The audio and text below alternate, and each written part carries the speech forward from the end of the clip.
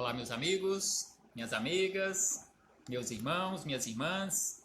É com imensa satisfação que estamos nos reunindo aqui mais uma vez, nesta página virtual, neste centro espírita virtual, para mais um momento de estudo, mais um momento de reflexões acerca do Evangelho do Cristo, à luz da doutrina espírita. E por isso, mais uma vez agradecemos a Deus, nosso Pai, de infinita bondade, misericórdia e amor, em especial e acima de tudo, pela dádiva da vida. Agradecemos a este Pai que constantemente nos oferta oportunidades para a nossa melhoria, oportunidades para a nossa transformação, para a nossa iluminação espiritual. Agradecemos a Jesus, nosso Mestre e Senhor, guia e modelo para toda a humanidade, por estes belíssimos ensinamentos que ele nos deixou de forma exemplificada. Agradecemos aos espíritos amigos, estes companheiros que constantemente estão conosco, ombro a ombro, lado a lado, espiritualmente falando, nos auxiliando em nossa trajetória. Agradecemos a todos vocês, irmãos e irmãs de jornada, que constantemente estão conosco para juntos estudarmos mais uma vez o Evangelho do Senhor Jesus. Sejam todos bem-vindos, sejam todas bem-vindas, e que possamos aproveitar da melhor maneira possível estes minutos que nos foram reservados no relógio da eternidade, como mais uma oportunidade para o nosso esclarecimento, esta busca constante por conhecer a verdade, conforme Jesus nos conclama: conhecereis a verdade e a verdade vos libertará.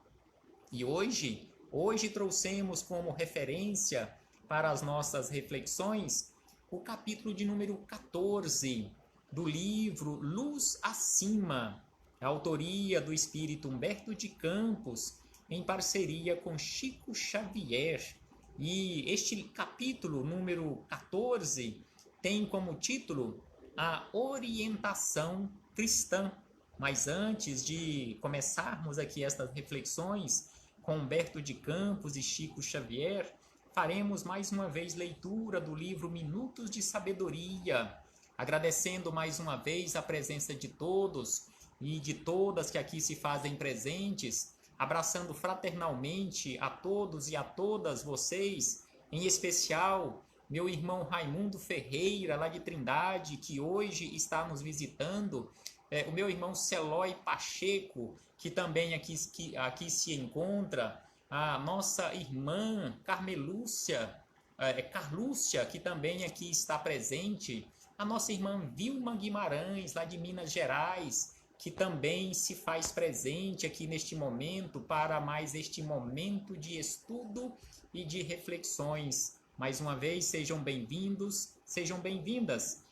E a mensagem de Carlos Torres Pastorino é a que se encontra no capítulo 151, Minutos de Sabedoria. Ele nos diz o seguinte: interprete corretamente a frase de Juvenal: mente sã, corpo são. Então aqui ele faz referência àquela frase antiga atribuída a Juvenal: mente sã, corpo são. E aí ele diz: não é a mente que depende da saúde do corpo. Ao contrário, é o corpo sadio que depende da mente sadia. Quando o espírito está perfeitamente equilibrado, não há enfermidades que nos ataquem. É só nós pegarmos como referência a figura de Jesus. Nós temos alguma notícia de que Jesus, em algum momento, ele esteve adoentado? Não temos nenhuma notícia. Então é por isso que Carlos Torres Pastorino nos lembra que quando o espírito está perfeitamente equilibrado, está perfeitamente saudável, não há nenhuma enfermidade a lhe atacar o corpo físico. E aí ele encerra dizendo: cuide de sua mente para que a saúde se reflita em todo o seu corpo. Cuidemos da nossa mente, tratemos a nossa mente, que possamos trazer constantemente, através da vigilância que Jesus nos orienta, vigiai e orai, trazendo constantemente este equilíbrio mental, equilíbrio espiritual, consequentemente o equilíbrio corporal, este corporal no sentido do nosso corpo físico. E aí fechamos este parêntese com Carlos Torres Pastorino para começarmos aqui nas palavras de Humberto de Campos, a orientação cristã. Prestemos atenção no relato que ele nos traz, trazendo aqui como referência, ou buscando como referência, um ocorrido, uma ocorrência que ele registrou em uma reunião de orientação espiritual ou uma reunião mediúnica. Então ele começa nos dizendo o seguinte, que na sessão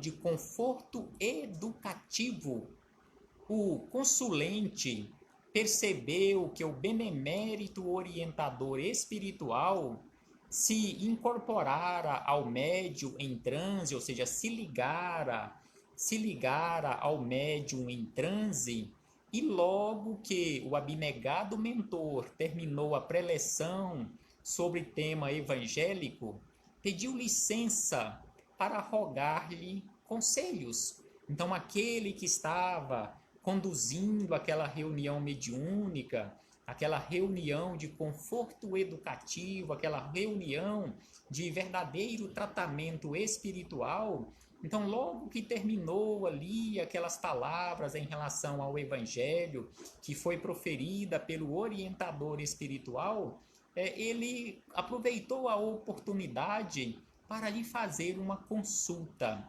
E aí ele diz na sequência que o orientador espiritual disse da seguinte maneira: pois não, meu filho, exclamou o espírito amigo generosamente, estou aqui para ouvi-lo, abra seu coração. Então estas foram as palavras iniciais daquele orientador, daquele anjo de guarda, aquele que ia ou que queria fazer uma consulta para a sua orientação. E aí diz Humberto de Campos que o cavalheiro que principiou tímido, inclinou-se para o benfeitor, exibindo o gesto filial e começou. Então aí ele começou a tecer o seu rosário de lamentações. Então registrou Humberto de Campos da seguinte maneira: meu santo protetor, estou exausto, sinto-me tão necessitado de orientação como o sedento precisa de um gole de água. Então ele já começou reclamando que estava exausto, que não aguentava mais, que estava assim como aquele sedento que precisa urgentemente de um pouco de água. Assim ele precisava do auxílio, da orientação. E aí ele acrescenta: perdi os bens que me eram mais sagrados. E aí ele diz na sequência: trago a saúde arruinada e inútil, perambulo através de clínicas de alto custo. Então ele fala que perdeu os bens mais caros, que perdeu a saúde e que constantemente estava de clínica em clínica buscando recuperar a saúde física perdida. E aí ele acrescenta no seu relato mais as seguintes informações: que o fígado não funciona normalmente, os rins ameaçam-me a cada hora, o coração, como louco, bate desregulado. Então ele estava com problema nos rins, ele estava com problema no fígado, ele estava com problema no coração. E aí ele acrescenta: de organismo semi-morto, minha família relegou-me ao abandono. Minha parentela desapareceu. Tenho irmãos consanguíneos que poderiam, de certo, amparar-me. Contudo, fogem de mim, qual se eu fora criminoso e impenitente. Então, neste relato que ele vai fazendo ao orientador espiritual, e nós que aqui estamos lendo e meditando acerca destas lamentações, destas ocorrências tristes na vida deste nosso irmão de jornada, nós ficamos, digamos assim, com dó daquele que está sofrendo tanto. Mas será que existe realmente alguma motivação para que tudo isto estivesse acontecendo na vida dele? Ou será que era simplesmente um castigo por parte de Deus? E aí ele diz na sequência que semelhante situação era, entretanto, suportável. Acontece, porém, que minha esposa fugiu de mim após 16 anos de convivência, deixando-me irremediavelmente desconsolado. Então aqui ele fala que mesmo com a saúde debilitada, com problema nos rins, no fígado, no coração, a parentela o abandonou, também a esposa, depois de 16 anos de união estável, de casamento, ela também havia abandonado o lar. E aí ele acrescenta: ai, meu benfeitor, acentuou o lacrimoso, como atender a problema tão aflitivo? Sou um fantasma errando em vão em busca de paz. O lar vazio é meu tormento infernal de cada minuto. Meu azar não parou aí. Então aqui ele diz que não é tudo, que ainda tem mais problemas acontecendo na vida dele, que antipatizando-se comigo, meu chefe de trabalho expulsou-me sem caridade. Faz 2 semanas que eu fui expulso do meu trabalho pelo meu chefe. Chamou-me áspero, despejou sobre mim um montão de palavras agressivas e cerrou-me as portas da casa que servi por mais de 7 anos consecutivos. Então aqui ele fala ao benfeitor que também ele havia sido demitido do serviço de uma forma áspera, de uma forma agressiva, após mais de 7 anos de serviços consecutivos naquela instituição. E aí ele acrescenta ao benfeitor que sou o mais infeliz dos homens, já intentei contra a vida. Então aqui ele acrescenta ao benfeitor que depois de tudo que havia ocorrido na vida dele, tantos problemas, a saúde debilitada, ou seja, doenças refletindo no corpo físico, ele estava na condição de um semi-morto, que ele também, depois de tudo isto, em desespero, ele havia tentado suicídio, não apenas por uma vez, como falamos hoje mais cedo, mais pela manhã, acerca desta valorização da vida. Então ele havia tentado praticar contra ele mesmo um maior crime que possamos imaginar, que é o de sair da vida aqui no corpo físico através desta porta ou janela falsa chamada suicídio.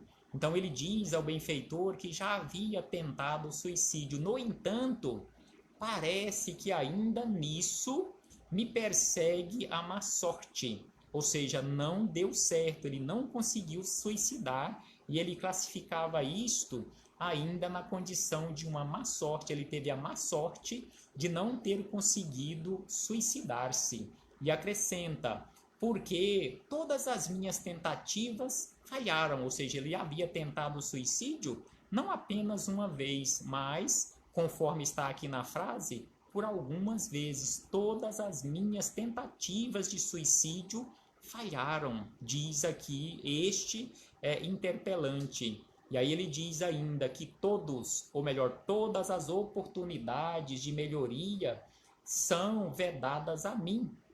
Que fiz, meu santo benfeitor, para merecer tantas desgraças? Estarei, porventura, esquecido de Deus? Então aqui ele fez esses dois questionamentos. Que fiz eu para merecer tantos problemas? Será que Deus se esqueceu de mim? E aí na sequência nos diz Humberto de Campos que forte crise de soluços embargou-lhe a voz. O instrutor, desencarnado, afagou-lhe os cabelos prematuramente embranquecidos e considerou: tenha paciência, meu filho, não há efeito sem causa. E isto nós sabemos que realmente não existe um efeito sem causa. E quando ele falou aqui para ele em relação à paciência e falando para todos nós, é preciso entendermos acerca desta ciência da paz ou da paciência, conforme nos diz Emmanuel em uma belíssima mensagem curta, nos orientando, nos esclarecendo acerca da paciência. Então ele nos diz o seguinte, Emmanuel, que paciência não é inatividade.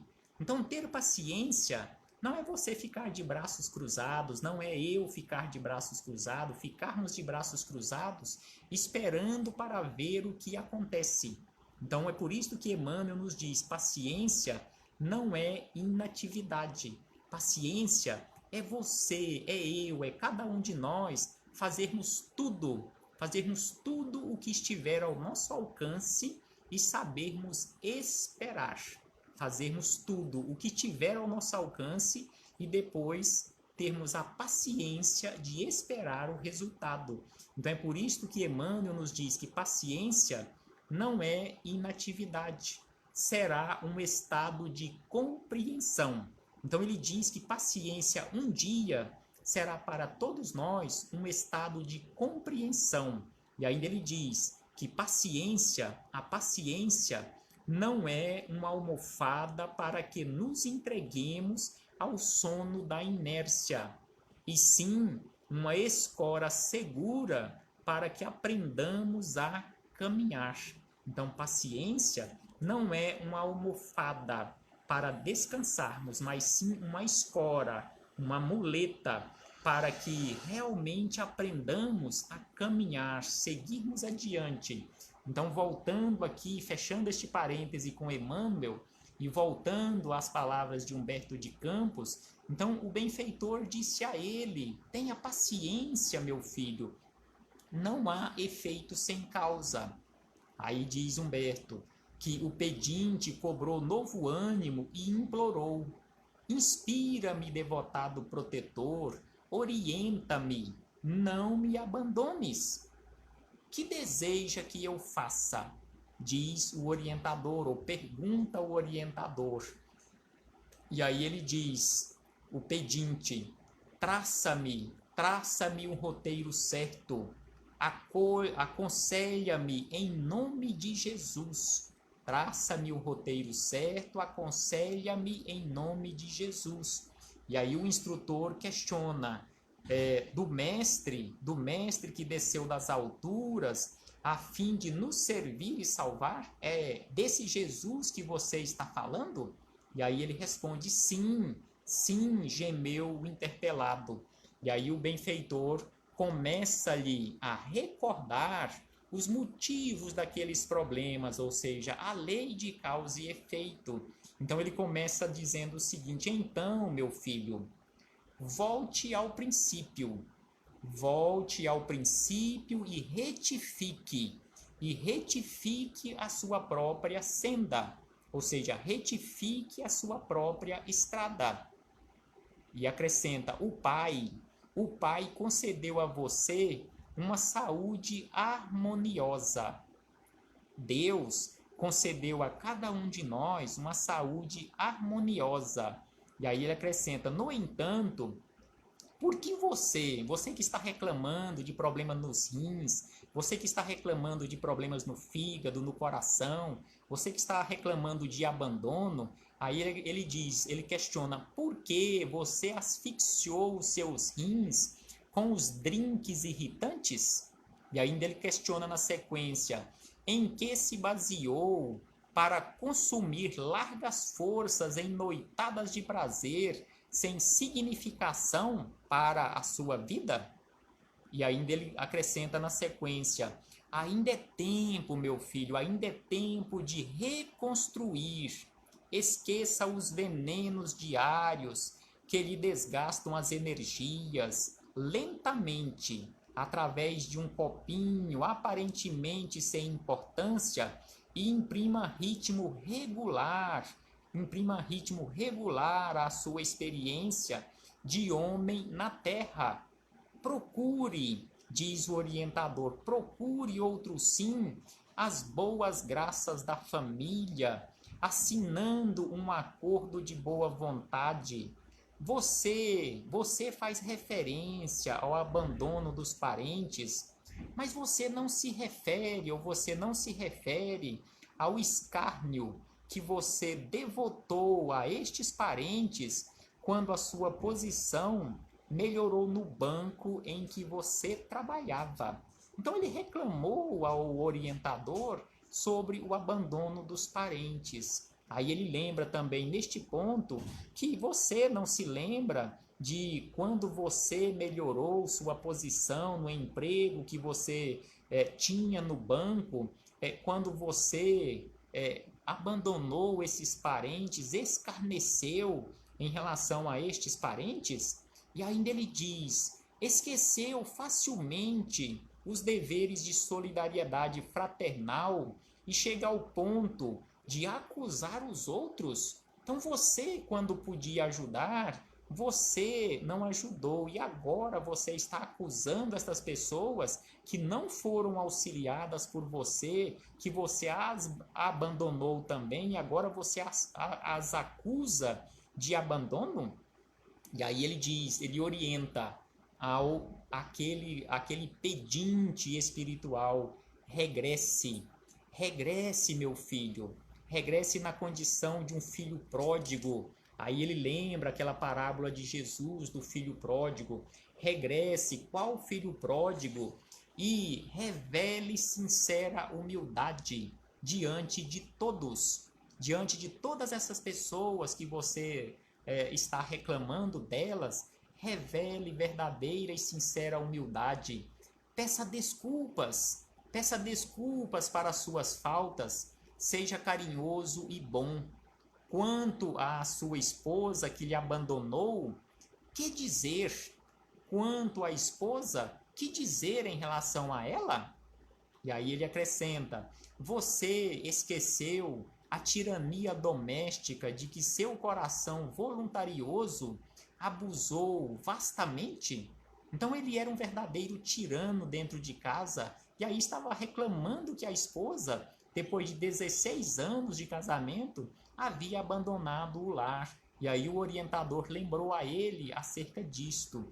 E aí acrescenta que a mulher que é sentinela que foi sentinela de seu lar e mãe de seus filhos, não é um animal que deva ser tratado a dinheiro e palavrões. Decorridos mais de 3 lustros, ou seja, mais de 15 anos, já que ele tinha falado que eles conviveram durante 16 anos, aí ele lembra, decorridos mais de 3 lustros de sacrifício incessante, a pobrezinha não resistiu e afastou-se, ou seja, ela aguentou até demais, ela aguentou por mais de 15 anos junto de você, não suportando mais, afastou-se do lar. E aí ele orienta a ele, procure-a, nutrindo verdadeiro arrependimento pelos seus erros voluntários e involuntários.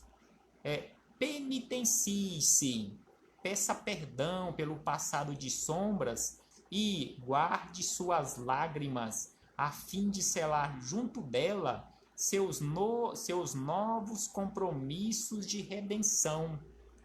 Guarde as suas lágrimas para chorar no momento certo. Não adianta você ficar chorando aqui agora, que na verdade isso não vai resolver os seus problemas. E aí ele acrescenta: quanto ao seu campo de serviço, se você deseja orientar-se em Jesus, torne ao seu chefe e rogue-lhe desculpa o seu procedimento impensado. Busque agir na pauta dos homens corretos, sem trair as obrigações de gentileza e reconhecimento para com quem se fez credor de seu respeito, carinho e gratidão.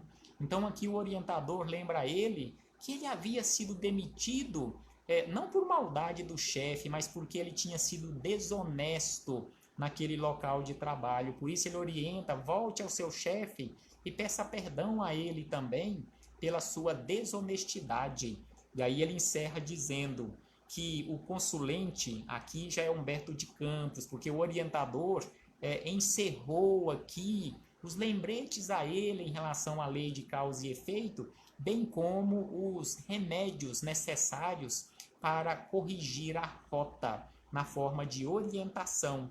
E aí Humberto de Campos encerra dizendo que o consulente sofredor enxugou o pranto, talvez ferido no amor próprio, e depois da palavra do orientador encerrando a reunião em sentido à prece, dispersou-se o grupo, notando eu, Humberto de Campos, porém, que o cavalheiro declaradamente tão infeliz, não pronunciou nem mais uma frase. Então, Humberto de Campos, que ali estava presente naquela reunião que ele faz aqui a referência, ele percebeu que aquele cavalheiro tão infeliz, a partir daquele momento, não pronunciou nenhuma frase mais. Que possamos refletir sobre isto, que possamos refletir acerca do nosso comportamento, que possamos estar atentos em relação à lei de causa e efeito, ou seja, a lei da semeadura, para que no futuro não venhamos reclamar, assim como este que estava reclamando da sua sorte, que foi traçada por ele próprio, e pedindo uma orientação. Paz aos nossos corações e muito obrigado. Muito obrigado a todos vocês, meus irmãos e irmãs de jornada, por mais esta oportunidade.